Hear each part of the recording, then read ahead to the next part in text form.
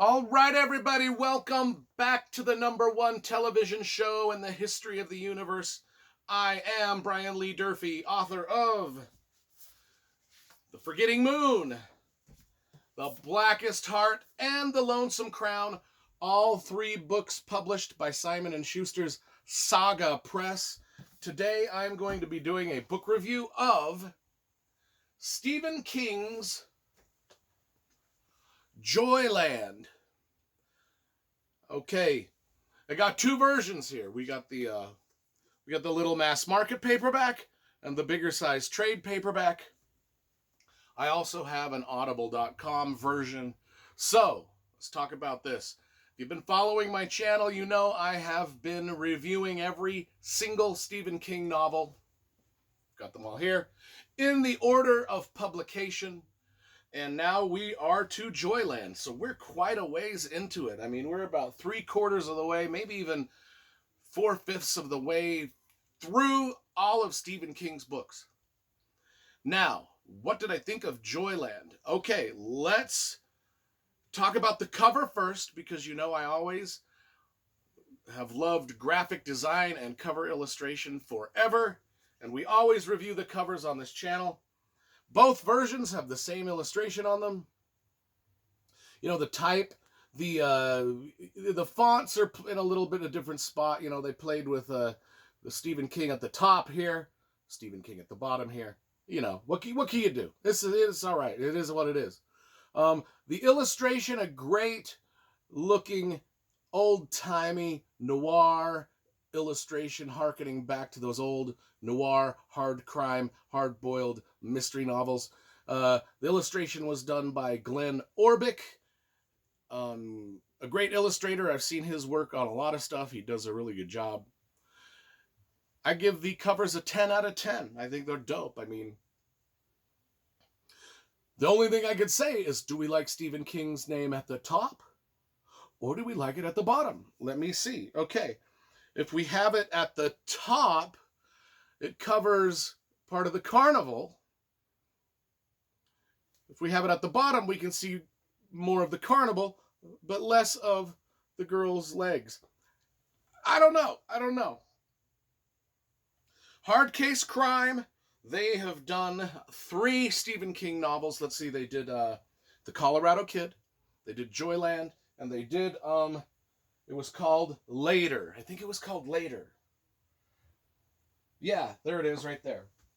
I might as well just pull them out and show you. They did Later, which just came out, and The Colorado Kid, and this one. All right, let's get to it. From the first paragraph. I read this when it came out. This is only the second time I've reread it. Now, I've also been reviewing the audible.com versions of 99% of the Stephen King novels I've been reading. Unfortunately, although I have the audible.com version of this, I did not listen to it. So I don't even know who the voice actor is that did it. So I was lax in my duties. I just read this as a normal person would read. I didn't listen to the Audible. Anyway, so I can't give you a review of that. Sorry.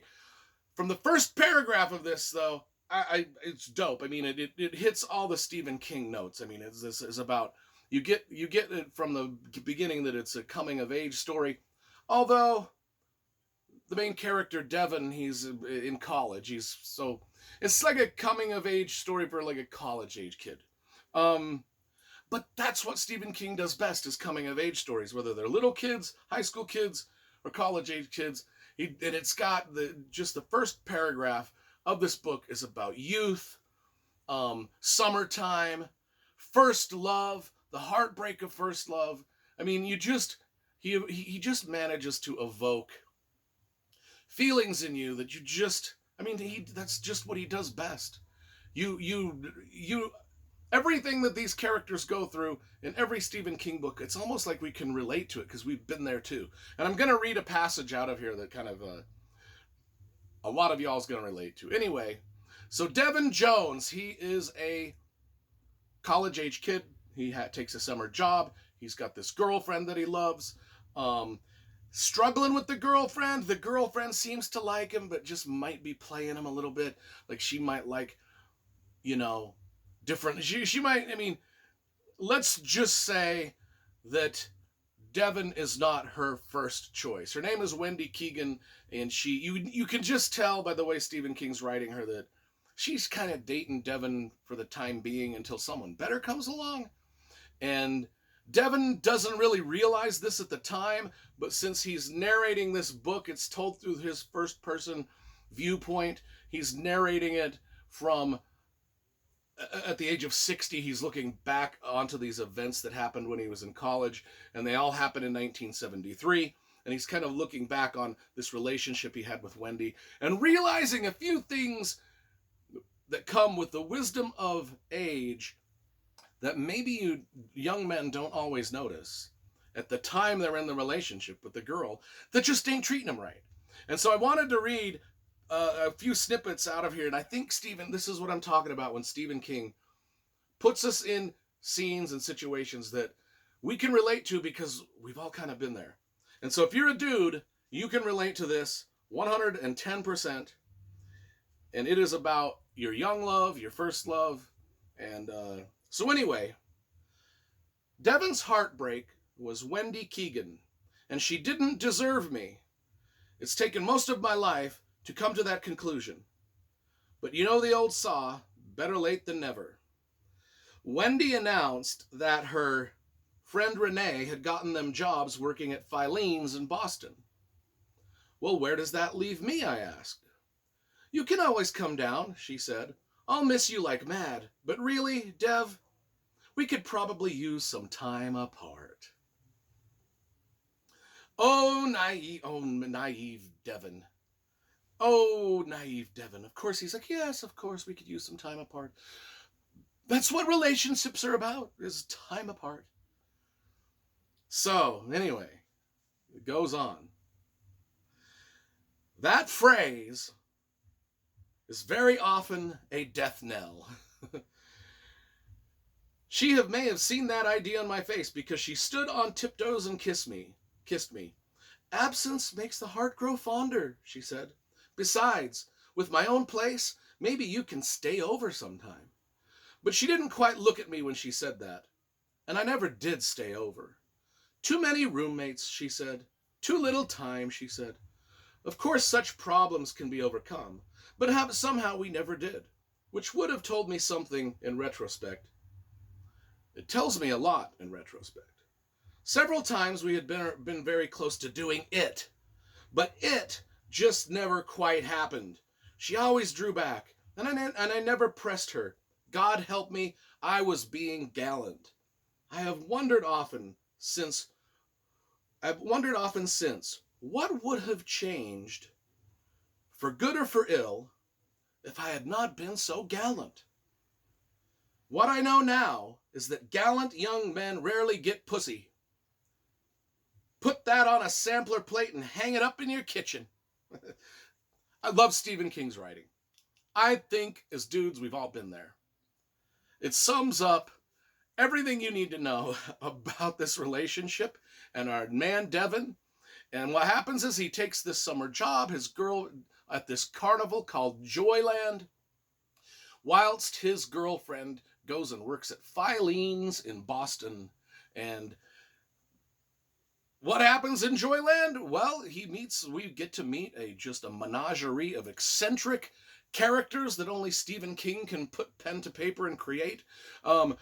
Just a litany of great characters kind of come through this book. They're all carnies. So they're carnival people, so you know they're going to be nutty. There's a haunted house ride at the carnival that's actually haunted. This is partly a ghost story. There's legacy of a vicious murder that was rumored to have taken place in this Joyland carnival. There's things that we get to discover on the way out is there's the fate of a dying child. What happens to that? This is about dark truths that are about our own lives and also the afterlife. It's about love and about loss, of course. It's about growing old and people that die young, people that grow old, the dichotomy of that. And it's also about, will Devon ever get laid? which is what we're waiting for. It's what we're waiting. The whole story is about, can this dude get his shit together enough to get a girl? Well, that's part of it. That's a little side plot. But anyway, I loved this book. It was dope. I liked rereading it. So I am going to give this Joyland by Stephen King a solid 8.5 out of 10. The only thing, I really kind of liken it to Ray Bradbury's Something Wicked This Way Comes. I don't know why. It probably shouldn't be likened to that book at all, but for some reason I was oft times reminded of that as reading it. But anyway, maybe it's just because it's about a carnival. I don't know. Anyway, 8.5 out of 10. The only thing I wish that was different about it was that it was longer, and we got more character study, and we got to know a little bit more about Devon and then the quirky characters that were swirling through the story. Other than that, it's just a gem of a little book, and I hope you all liked this review and read the book eventually.